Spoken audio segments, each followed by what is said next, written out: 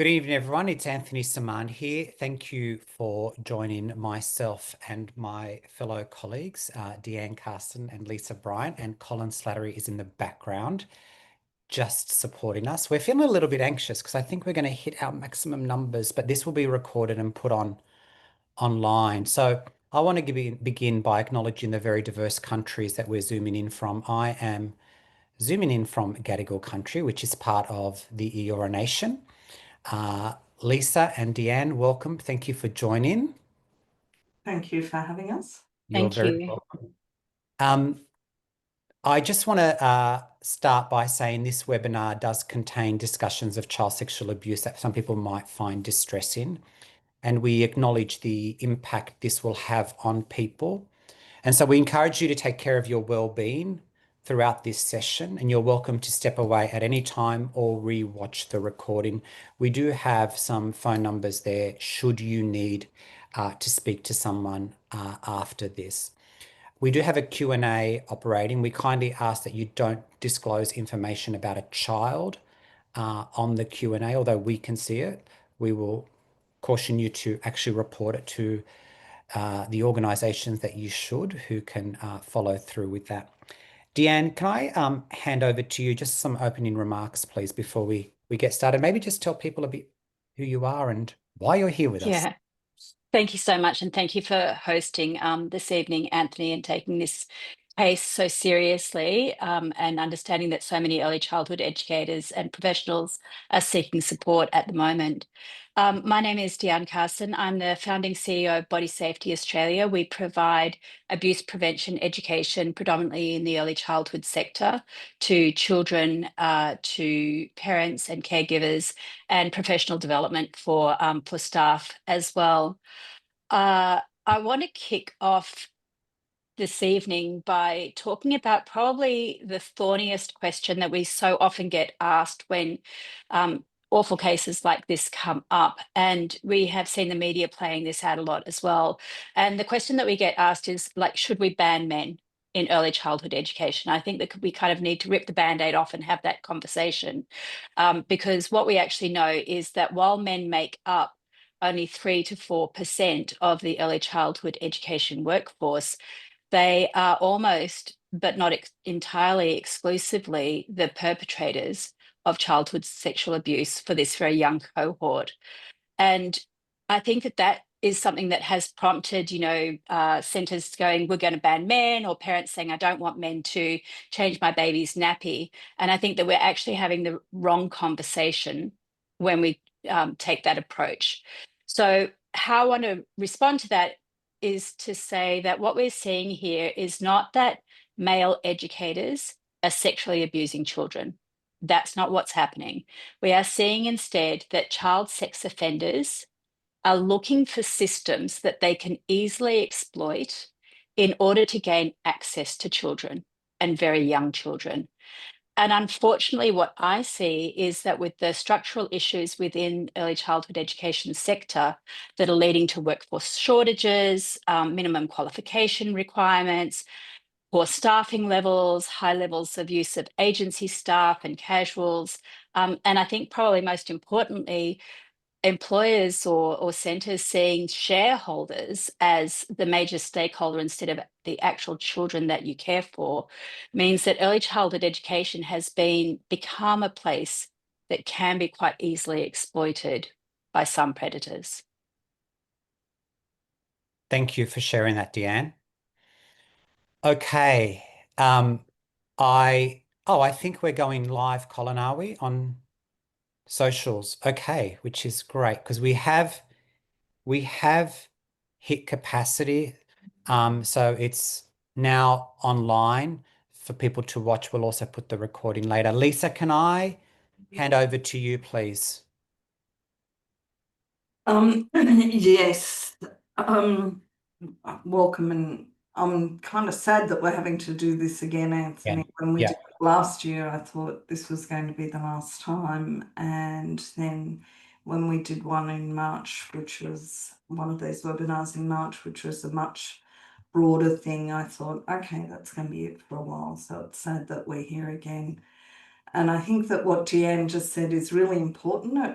She said it to Anthony and I at the weekend, and it really clarified it for me in a way that it wasn't before, that it isn't, that it's the sector that's kind of a victim of this. We're the victim of people trying to come into the sector to do what they want to do, which is get access to children, rather than it's the sector that's doing something wrong here.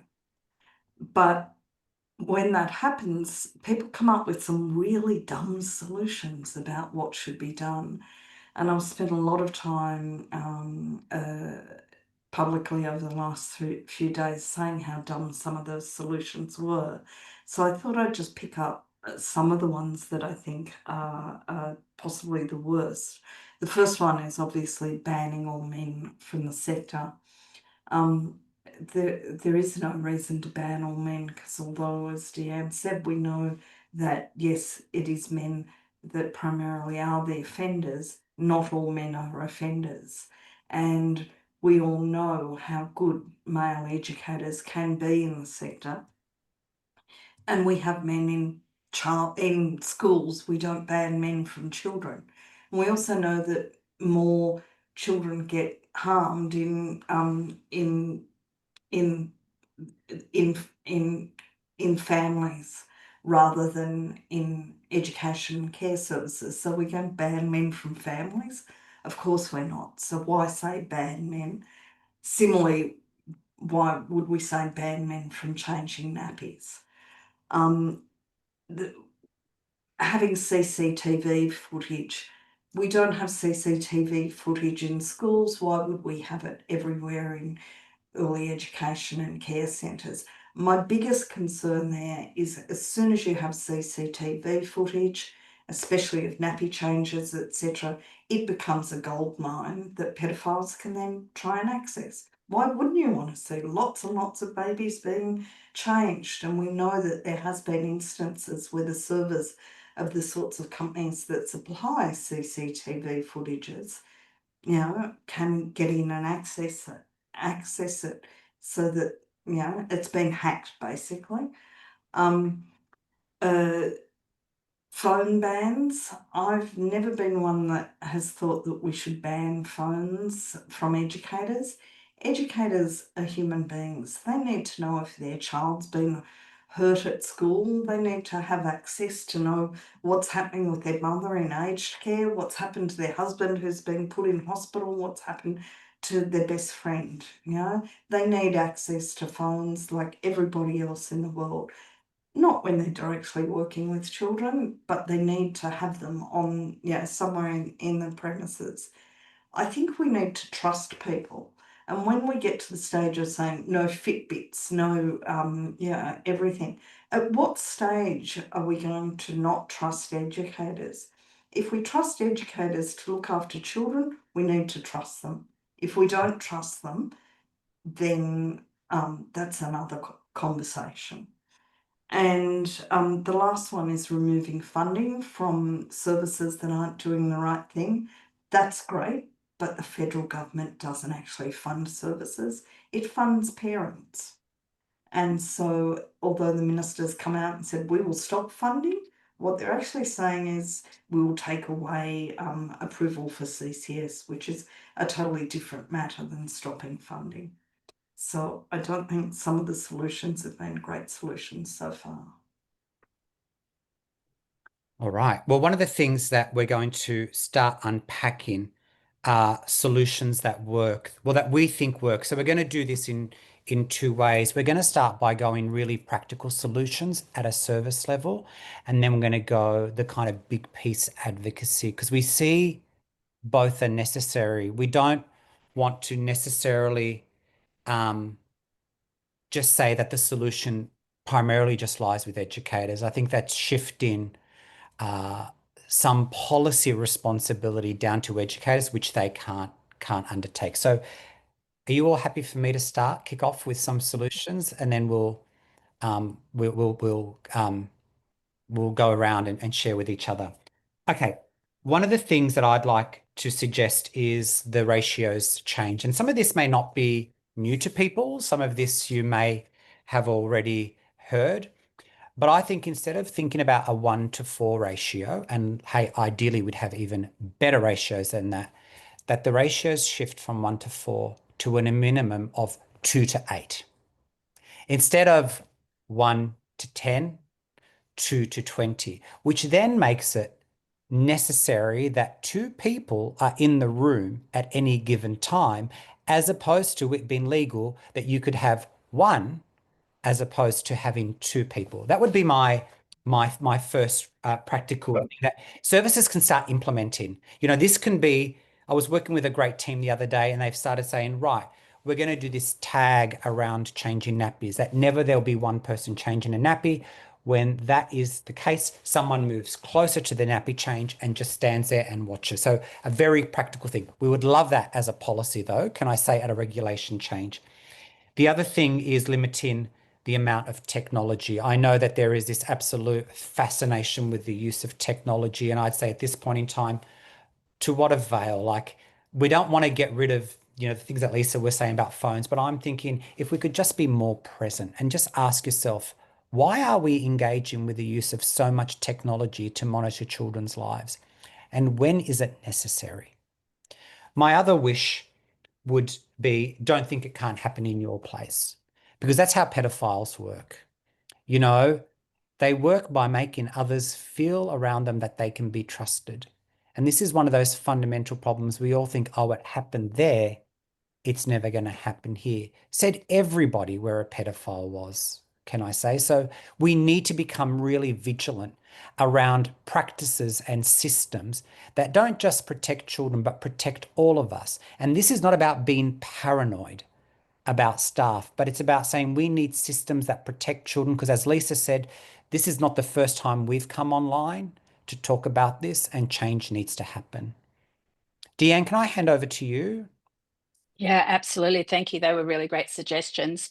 I think when I think about this, Anthony, I always take a child rights approach. So whenever we're asking the question of what can we do, what can we implement, what changes are we going to make, I always ask the question of like, does it put the child's rights at the center of the conversation? And so, when Lisa was talking about CCTV, I go, well, where is the child's right to digital autonomy? Where is their right to be able to toilet or sleep without being surveilled? And these are the kinds of questions that I think that we should ask. The next thing I want to do is ask, is our workforce, the people who are doing the work, who are up at 6 o'clock every morning, who are doing opens and closes, are they properly resourced? Are they being given the things that they need to do to be able to do the best job that they want to do? Are they properly supported? So we work with tens of thousands of educators a year, and many of them say to me that they're too afraid to ask questions. They're too afraid to raise issues. They're far too busy covering their own breaks, which I still to this day don't understand what that means. They're far too busy covering their own breaks to even make suggestions. And they don't attend staff meetings because they're being paid in pizza.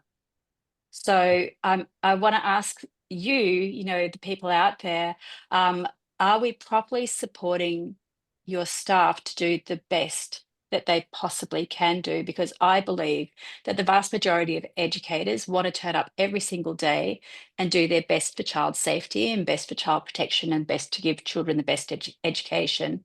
Um, and yet we're not giving them the place to do that. And then the other thing that I think that we should ask is, are we offering thorough training for educators and teachers? Are we actually offering them the education that they need in order to do their best work in child protection? And that starts with pre-service educators, but it continues. Training is continuous throughout their careers, throughout your careers. What we do in Victoria is we deliver a range of professional development to early childhood services across the state, and it's all focused on protecting children from abuse and harm, but it's a variety of different, and it's not just training that is your mandatory reporting training, which I know everybody has to do. But we deliver a suite of training. So we have the body safety superstars training, which empowers educators, all of the educators, regardless of qualification, to deliver prevention education to the children and across their service. And then we also talk about child safe standards training, and that's so that every single person can feel empowered to embed that, because so often when we talk about child safe standards, and I know that some of you here tonight might not be from Victoria, you might be implementing the national principles for child safe organisations. When we talk about it, so often we're talking about a centre director whipping up a policy or downloading it from online, putting it in a folder, putting it on the shelf. The educators sign it, at the beginning of the year and never see it again. But what the child safe standards and national principles are intended to do is to change culture, change practice, and empower every single person from, the people who may own or lead the centres through to even the babies in being responsible for child safety.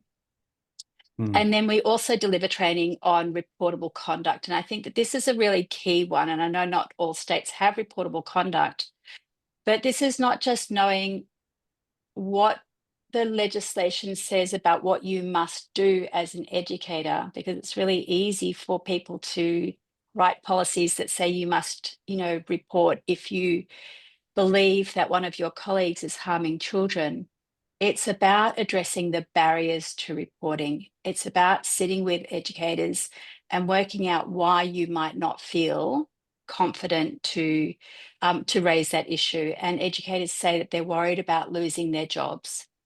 They're worried about being bullied. They're worried that they won't, that they're casual and they won't, get re-signed. They're worried that they are on visas and they might lose their immigration status. So it's sitting with teams and working out what are the barriers so that every single person in this sector can feel confident in actually reporting grooming behaviour if they notice something. Deanne, Deanne, also, I get a lot of people say, Yeah. I'm not absolutely sure.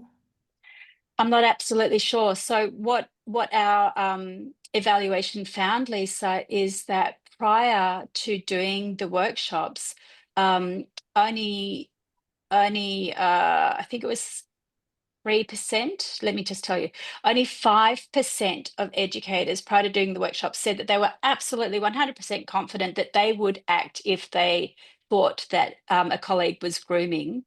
And the rest of them said that they're worried about, not being believed, not wanting to avoid conflict, they're friends with the educators, retaliation, all of those sorts of things. And yet we found that at the end, 73% of the educating team on the ground felt very, very confident to That's a report. huge jump. Massive. Yeah. Deanne, there have been some questions here. We're going to jump to Lisa. Yeah. I think it's, I don't know if you can answer this. People Yeah. are asking about, are there particular behaviours in a pedophile that people should be looking out for? Yes, I think that's a great question, Anthony, and thanks for bringing it in now. What we know about preferential child sex offenders, this is people who choose to enter into a profession in order to gain access to children, is that they will be the perfect person. So if somebody is too good to be true, and this comes back to what you were saying before, Anthony, about, when we were talking earlier, if somebody is too good to be true, if they are the most popular educator straight away, and they're so popular with all of the parents and with their colleagues straight away, and nobody has beef with them, like they're too good to be true. That always concerns me because, we're not all like that. We can't all be liked all of the time, and be a mirror to everybody all the time. So that's my first flag. Somebody is super popular.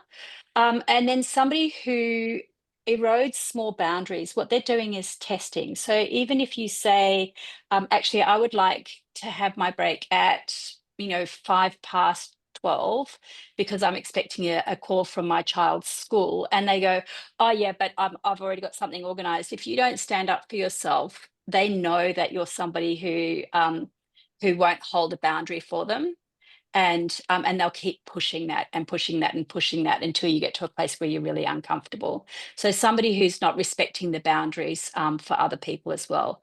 There are lots and lots of other grooming behaviors that I think that the incredible thing about this is once you do training and you understand grooming behaviors, your capacity to intercept them before harm occurs, because that's what we want, right? We don't want to identify someone after they've hurt children. We want to identify them before they've hurt children so that children don't get hurt. So our capacity to do that increases. Right. Lisa. I think the older I get, the more I realise the less I know about anything. And ASEQA have just put out a 172-page book on child safety, guide to child safety. And so maybe I should just refer everyone to that. It's got lots of how to assess your centres, etc. I don't know if everyone's aware that that's come out, but you can find it on the ASEQA website. But I also know that there's so many things that we expect educators to do and that we expect directors to do on a day-to-day basis that I've got no idea how any of you will ever do any of it anymore. The jobs have become too big. You just can't, nobody can be expected to do everything that you have to do. And I could explain why those jobs have become so big, but I don't think that's going to help you. I kind of think of this a little bit about, it's a bit, to me, it's a bit like how we try and keep infection out of the centre and then what we do when it's in the centre. It's obviously a lot more serious than trying to keep, an infection out of the centre, but it's the same thing. Our first point of call is to try and make sure infection doesn't come into the centre. So our first point of call is to try and make sure that we don't get a pedophile into the centre. So it's all the things around your recruitment, limiting the use of your casuals, trying to have a known pool of casuals rather than to getting casuals in from outside, having really good pre-employment checks, advertising everywhere that you're a child safe organisation, because we know just a simple thing like that, if a pedophile sees that on a recruitment thing and sees another one that doesn't say that, which one's he going to go to? Then once that germ has gotten into the building, once the infection has gotten into the building, then we have to work out, well, how can we make it so that the germ can't take hold in the building? And that's about making your environments unappealing for that germ. Making your environment unappealing, or making it unable for the pedophile to actually do what he wants to do or what they want to do in the centre. And that's the things, and none of this is new, right? None of this is, you'll have heard it all before, but it's things about having clear sight lines. It's about doing a risk management for your nappy areas and your change tables and your toilets. It's wherever possible trying to have, not having one educator alone with children. It's about always prioritising children's safety. It's about not doing things like allowing educators to do babysitting. And I know that a lot of educators really value that because it's extra money, but as soon as those lines get blurred, then we're in dangerous territory. And it's about having a code of conduct for educators and enforcing it.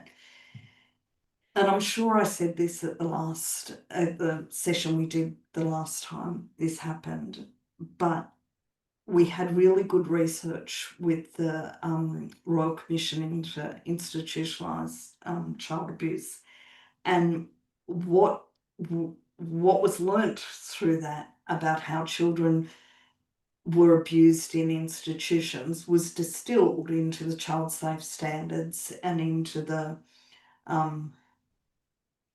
National principles. national principles. And so if we actually follow those things, and as Deanne said, if we don't just look at them as one more thing that we've got to do, like the QIP and following the NQF, etc., but if we look at those things as one of the most important things we've got to do, because if in, and I'm going to use the old phrase, child care, if we can't care for children, then why are we doing this? You know, that's got to be the most important thing we do. Yes, we'd like to do the education.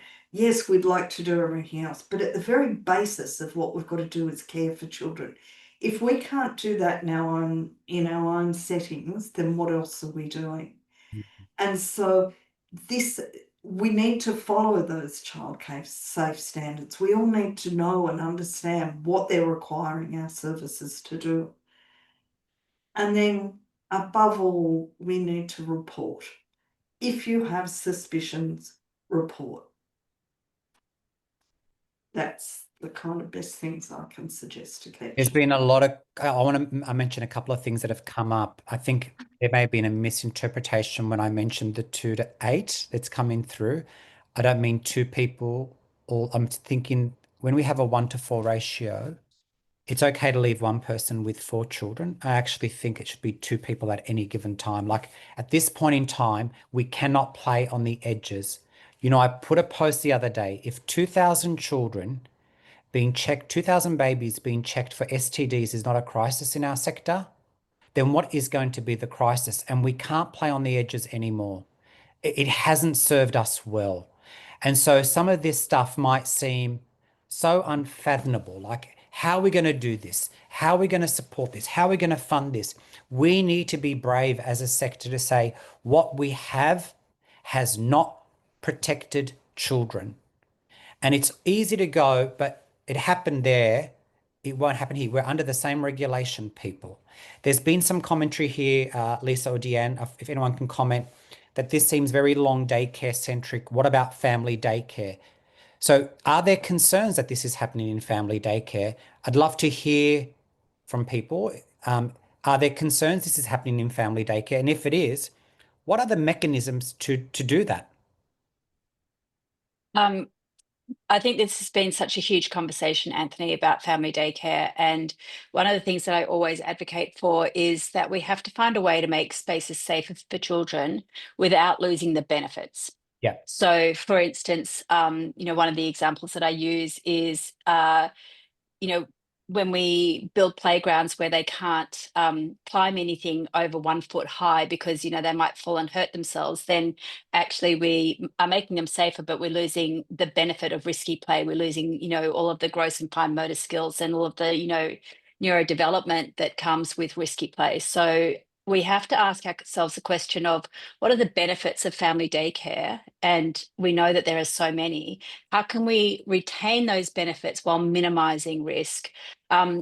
We know that in family daycare, actually, the biggest risk doesn't come from the educators, it comes from other people in the home. So, my question, I guess, to family daycare is what are we doing to mitigate the risk of other people in the home when we're caring for children in our home?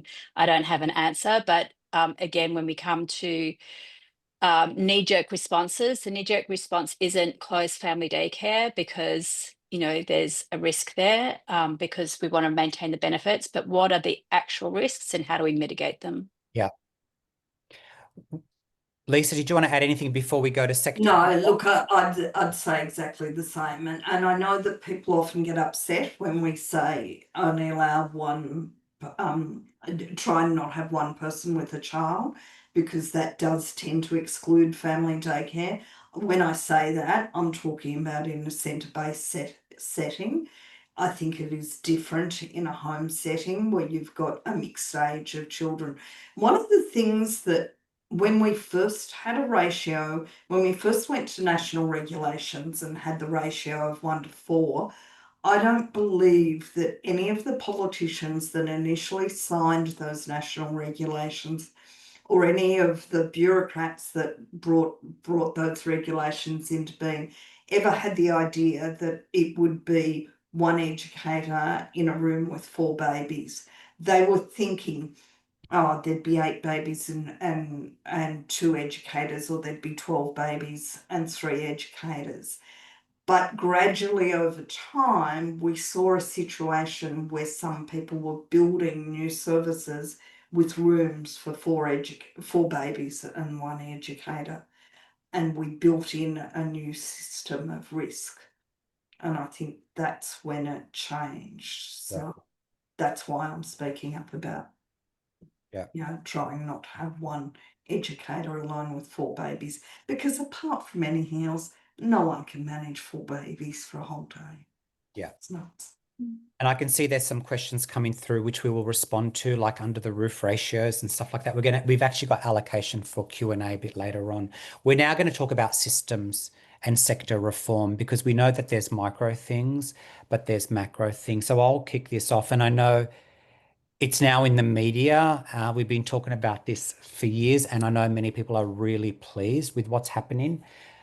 One of my need for change at a systemic level is the qualifications. And it's been in the media and 730 report, which is, we've heard this again and again. This watering down of qualifications does not work for anyone. I would like to suggest we go back to the 4-year degree, no fast tracking, and we go back to the 2-year diploma, no fast tracking, because we know that there is vital information that is taken out of these degrees and these qualifications that doesn't equip people to do their job. And this is no disrespect to anyone who has done the 2-year degree or the 10-month degree, which you can now do these days. I've always been perplexed about what 3 years and 2 months of my degree were not relevant to anyone who works with children these days. There needs to be a scrutiny of these degrees and these qualifications, because somehow this fast tracking is not equipping our sector to work effectively. I hear again and again that people are working with people who can't undertake the basics. They're a stress on educators because they need the whole team around to understand their roles and responsibility and to execute it in the best way possible. Number 2, that people who don't report are fined, or in some cases cannot register to work in our sector again. And I'm going to put this on 2 levels. If there have been issues of child sexual abuse and the investigation identifies that educators didn't know and never raised it, there is a liability sitting there on the educator. If the educator did report and told their manager and they did nothing, there's a liability sitting there. I understand the play of power. I absolutely get that some people are told we don't talk about it, but we need to be responsible and raise it up, other than having a system that is scared to disclose. So we all have a responsibility. And I often think about breaches, and I think about approved providers.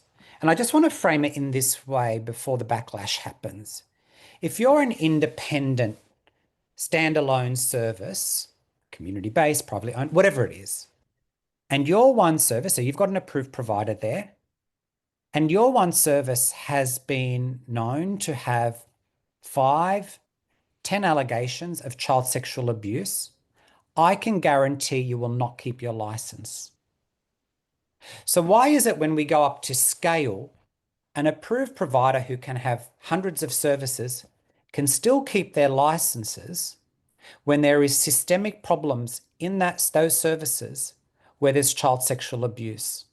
I think there has to be a cap on what does it take to retain your license, regardless of how many services you have. And I know people will kick up a stink and say, but when you've got 300 services, there's more likelihood. Yeah, but there has to be a scrutiny about the systems in place and questions to be asked. Why is there repeat offences happening in those services? And if that's the case, you cannot be allowed to keep your license to keep delivering early childhood education. So patterns matter. in this situation. And so serious breaches is a red flag, but it's not a coincidence, can I say? The other thing there is children become first. At the end of the day, children come before everything. And if you can't prove that, then something needs to change. The system needs teeth in this situation, and ongoing non-compliance should trigger closure, immediate closure. And, you know, we can't protect children by not holding services to account, owners and providers. So that's a non-negotiable to me. And the system needs to have teeth to say, there's a pattern here by this approved provider. You cannot open up any more services.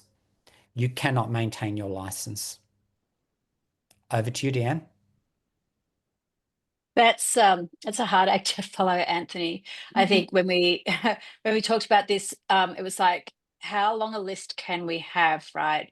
Because there are so many things that I'd like to see change, but I'm going to just hit some key ones. The first thing that I'd like to see is standardized minimum requirements across the entire country. And I know how hard that is.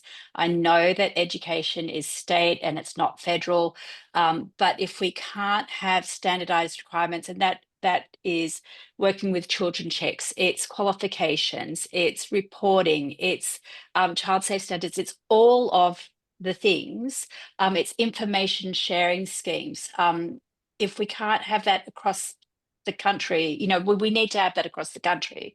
What we actually see is when we work in towns along the borders of states, we have such a high number of itinerant child sex offenders working in early childhood and school settings or around school settings, because they can just hop across the border.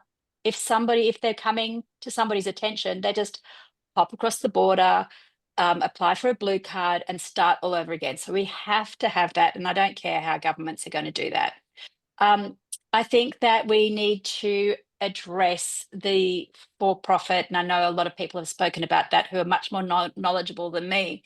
But if profit is going to shareholders and not being reinvested in children, then we've got this back to front, right? There has to be some cap on how much profit can be made and a trigger for reinvesting that back into high quality staff, high quality training, high quality workplace conditions that make staff able to do the very best that they can do. And the last thing that I want to do to talk about is we had a Royal Commission into institutional responses to child sex abuse. In Victoria, we had a betrayal of trust inquiry. So many extraordinarily brave survivors of childhood sexual abuse gave evidence that was synthesized into recommendations. We do not need to start this again. We don't need to drag our heels for another 6 months, 6 years investigating early childhood education and its vulnerability to child sex abuse when we haven't even implemented all of the recommendations from the Royal Commission yet. Let's start there. Let's implement the recommendations and reduce the vulnerabilities and put children at the centre of this conversation. Yeah. Over to you, Lisa. Look, I think some of mine are the same as both of what you've both said, but I said back in March, let's get the cowboys out. And by that, I meant get rid of private equity and corporate firms, and nothing I've heard. The first thing I did when I heard about this case in Victoria was check where he'd been working, and it was all private equity and corporate firms. The ACCC told us, and I'm sorry if I've shared these statistics before, but I'll keep sharing them. Only 25% of large for-profit providers are full-time staff compared to 47% of large not-for-profit providers. Only 64% of staff are paid above award wages in large for-profit chains compared to 95% in not-for-profits. There's a 41% annual staff turnover in large for-profit chains compared to 27% in not-for-profits. Vacancy to staff headcounts, for profit, 22%, not-for-profit, 10%. And total revenue on labour, so how much of your income you're spending on your labour costs, for profit, 77%. Not for profit, not for profit's about 80%. Affinity only spends 55%. So what you are seeing in those, let me break those down for you. What it means is in the large for-profit and corporate centres, you've got more casual staff, you've got more part-time staff, and a lot of less well-paid staff. And that's when children are going to be less safe, when you've got that churn of staff keeping happening. I know those statistics are hard to take in when I just do it like that, but it just basically means that you've got a lot of staff turning over. My second one would be improving pay in the sector. Why is that important? Because that would give us less churn of staff in the sector. Almost 40% of educators in this sector have been here for less than 3 years. 22% of the sector are under 25 years. Now, I'm not saying that young staff aren't good staff, because I know some of our youngest staff are our best staff. 25% of staff are casual. Reducing that churn of educators would also reduce the demand for the crack training courses that you were talking about, Anthony, because if you've got people that are staying, there isn't that demand for quick, we've got to get more people into the sector, so we've got to train them really quickly kind of training courses. We actually can have people doing longer and better courses. And my third, we know that experienced educators are safer educators. So if we pay people more, they're more likely to stay and be experienced educators. And my third thing is just that one that I mentioned before, of changing funding from parents to services, so that the government actually does have a lever that it can use to demand that if centres aren't performing well, if they're not safe, then it can say you will not get this funding unless you do X and Y and Z. So there's a direct relationship between government and the taxpayers' money they get and the outcomes that they get. G8 made $66 million last year of profit. I'd like to see that money actually invested into keeping children safe in G8 centres. I just want to clarify this, because I know often what we say can be misinterpreted here. And so maybe this is like a bit of a, please contact us, but let's just be clear. Deanne was not saying no privately owned services. She was saying that there is a requirement that people reinvest their money, a portion of their savings or their profits, back into a service. Lisa did not say no individual privately owned services. She was going the large for profits, just so people are clear of this, because I know sometimes that's misinterpreted. And we all know a couple of great providers who are independently owned, who invest in their staff. So the commentary there were on large for profits. Anthony, I particularly reduce it these days to private equity and corporate. Yeah. So ones that are listed on the stock exchange, or private equity, often multinational investors who are only, like, they could be investing in anything, but they're investing in education and care, but it doesn't really matter. They're just in it to make money. Yeah. And I can see someone, and I just want to respond to it, says, but all your consultants make money of the sector. Absolutely, we would make money. That's we have to survive. But I also want to say we also reinvest into the sector by doing free things out in the sector that we don't necessarily put out there because we don't need our backs patted for us. So we're not saying not to make money because the community-based make money, the independently owned make money. We are talking here about the large services, as Lisa said, that are a delineation from what we know or have known for many years. So, do we make money? Absolutely, we do make money because we need to survive as well. Okay, a couple of questions here that are coming up. Okay, there's lots of commentary here around the Cert 3. Your thoughts on the Certificate 3? People have been asking, what's our position on that?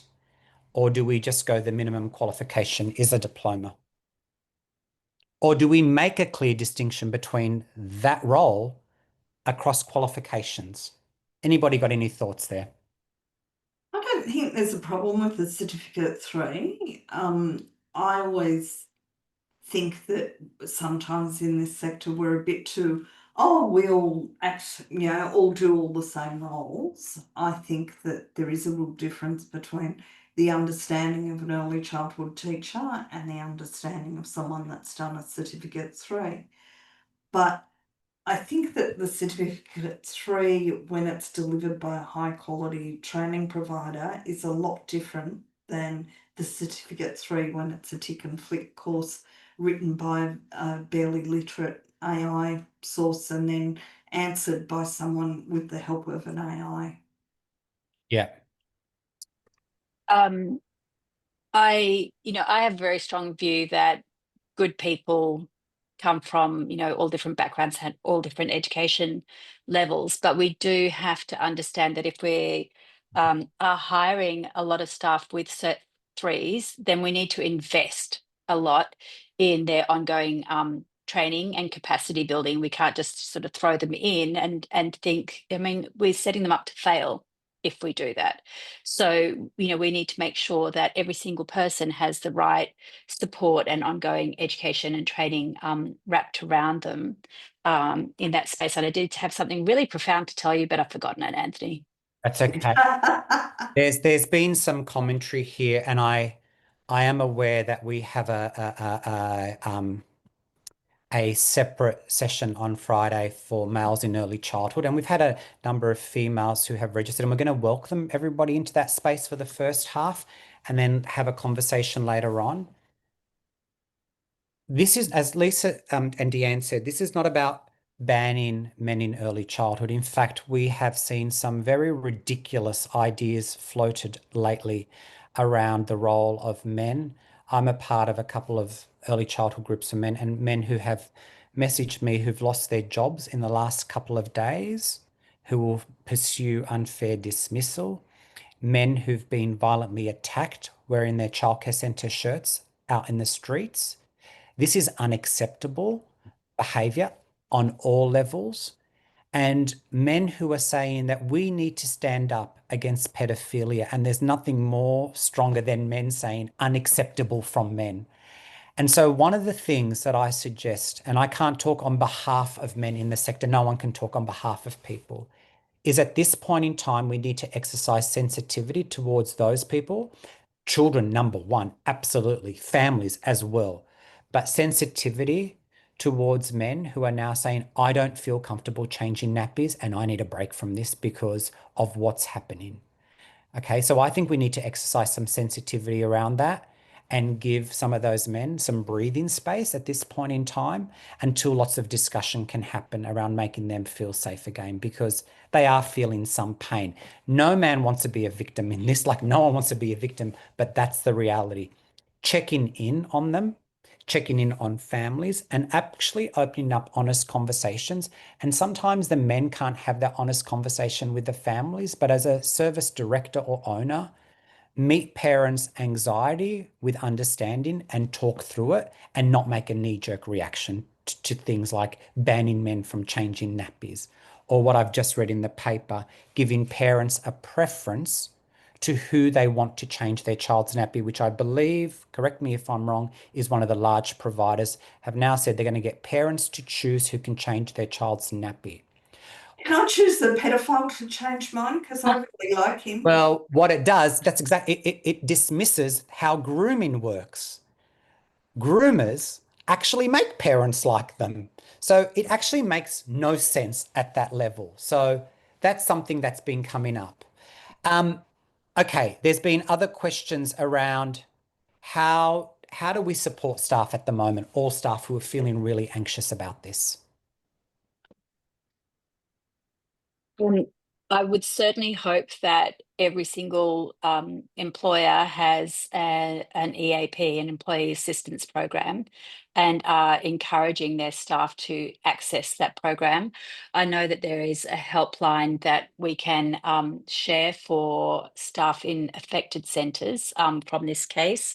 And I was talking with a colleague recently who is providing support for male educators who, are sitting in this space, therapeutic support for educators. So actually creating space to have those conversations in whichever groups that they need to be. And Anthony, I know, I just want to say something on this as well. There's an element of homophobia that occurs when we talk about male educators in early childhood education, that impacts all LGBTIQA plus educators. And I think that we also need to name that, particularly um, for educators who are not LGBTIQA plus, like naming the homophobia that underlies some of this commentary around male educators is also really important. And so creating space for all of your staff to have conversations and being supported in their small groupings, identity groupings, is really helpful. Yeah. I also think the focus on nappy changes is a bit bizarre as well, because it's not always in nappy changes that, this kind of thing can happen. We saw that with the last case that was, in TPs and things, in other areas other than nappy areas. Just with the larger question of how to support your staff, when we were talking privately when this first happened, Anthony at one stage said, look, we just got to change everything here. Like this is like, and when he said, like if 1,200 babies being tested for STDs isn't a sign that something's wrong, then what is? That was my feeling too, like what, how did this sector that I came into because I saw its potential for good become this sector? And I have a lot of thoughts about that and how a lot of it is to do with how it's now used to make money and how things came in, like, the software that we now use to record children's every, action, and how it's all tied up with making of money. But when something like this happens, I think we've got to go back to let's strip things down. And like, if I was an educator, I might, or a teacher, I might call it slow pedagogy, etc. But I'm not. I'd just say, let's get back to our core business. And what's our core business? It's taking care of children. So can we take some of the other stuff off educators over the next few weeks, if nothing else? I've been very kind on myself in the last few days, and I'm not doing much else other than this stuff, because this is hard enough. It's hard for all of us. And if you just simplify things sometimes, then it gives you some breathing space. So directors, if you can give your staff some breathing space, maybe stop those, requirements that they do 100 observations a week and etc., then maybe stop yourself from having to, update the QIP and 5 policies this week. Just focus on being with children and taking care of each other. I'd like to also add there's been some things about nappy changing, and I know it's topical. The dignity of young children matters, and so does relationships. I would like to suggest, and I know people are going to say, but that means no casual change nappies and students don't change nappies. Go and practice on a doll. Like if you've got to learn how to change a nappy, practice on a doll. Yes, it might put more work on an individual staff member, but hold on. Let's say you've got a room of 3 staff. There shouldn't be more than one away anyway. And I know it's not ideal, but you shuffle your staff so there aren't 2 strangers or 2 casuals in a room with 1 permanent staff member. So 1 permanent staff member is the one who changes nappies. We really have to shift that focus. And there's even simple things, like really simple things, like if you have a student at your center, when they finish their qualifications, all those documents come back to the center to be shredded. There shouldn't be photos of children after you've finished an assignment with information about that child left with a student to then take home and just leave on a shelf. These are fundamental rights of children to privacy and dignity. And so, when we're trying to talk about pedophilia, it has tentacles, and we've got to think about absolute systemic reform from minor acts to major acts, like even better ratios. We thought 1 to 5 was not good enough. We've got 1 to 4, well, maybe 1 to 3 might be needed in an infant's room. We've got 1 to 11 in some states, 1 to 10 in other states. Maybe we actually need better ratios for 3 to 5-year-olds. Like, we have to be brave. This needs to be a catalyst for huge reforms, because otherwise, sadly, we're going to find our sector back here again saying we missed that opportunity when there was a crisis. Deanne, would you like to add anything else? Um, I think we have covered so much this evening, and I do just want to stop and take a breath, and just know that this has been such a huge moment in time off the back of quite a number of high-profile incidences of child sex abuse that have happened in early childhood education. This has unfortunately always happened. We've had cases of childhood sexual abuse in early childhood education for as long as I've been aware of. I think the fact that we now are having this conversation, we've been able to host a forum for 4,000 people, whereas 10 years ago we couldn't do that. We couldn't crack the shame and the secrecy around these conversations 10, 15 years ago. And I think that putting these conversations into sunlight is the best way to empower a workforce to be able to stand up and report and expect better and demand better, and for all of you to go and lobby your employers and to lobby your politicians for more for the children in your care, and also for yourselves as well. I'm going to do a shameless plug, Anthony, and say, we are also hosting another free webinar tomorrow to continue this conversation. And thank you, Lisa, for joining us for that. Where we're going to pick up this conversation and talk more about how do you actually respond to families, and how do you identify grooming, which is a question that came up before, and also really investigate the role of digital technology, which I know, Anthony, you raised as well. Like, what is the purpose of digital technology? How are we using it, and how are we equipping a workforce to ask questions about, digital technology and safety in early childhood education? So I please, welcome all of you to come along to that as well. Deanne, how do people find the link to that? Yes, very good.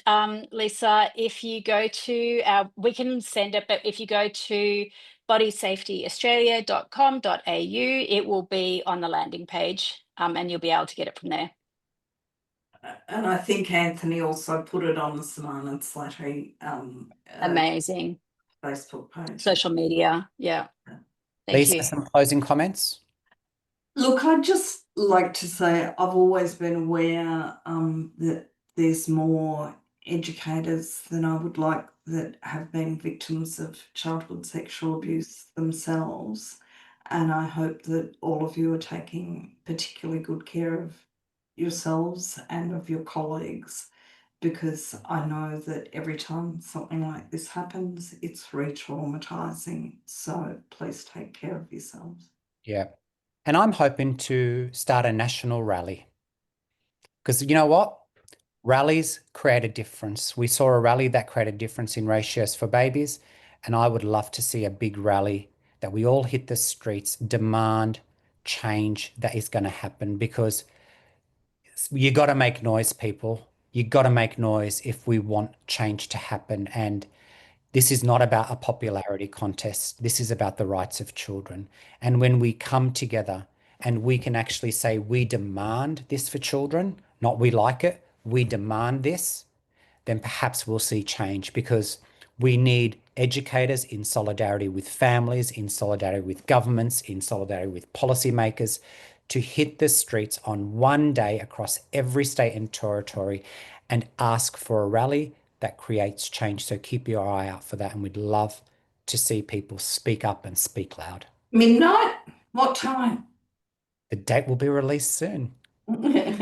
Thank you all for coming along. We will be posting this on social media. It has been live on Facebook. We hit 3,000 coming into this. Apologies. We had 5,500 registered. We didn't think we'd hit the 3,000. It has been live on Facebook, but we will put this recording up on social this evening as well. So, Deanne, thank you so much for your ongoing advocacy. Lisa, keep talking up. We love from both of you, we love strong women who are out there fighting. Our sector has been built on the Well, backs. you got us. And thanks to everyone who's come online today. And can I thank Saman and Slattery for, like, there's a host of staff in the background that are helping this out. And Anthony is always the one that says, should we put this on for free for the sector? So for those people that say, you know, you guys make money out of this, Saman and Slattery aren't making any money out of this tonight. None of us are. Thanks, everyone. Be safe, take care, and watch out for more. Thanks, everyone. Bye-bye. Thank you. Bye-bye.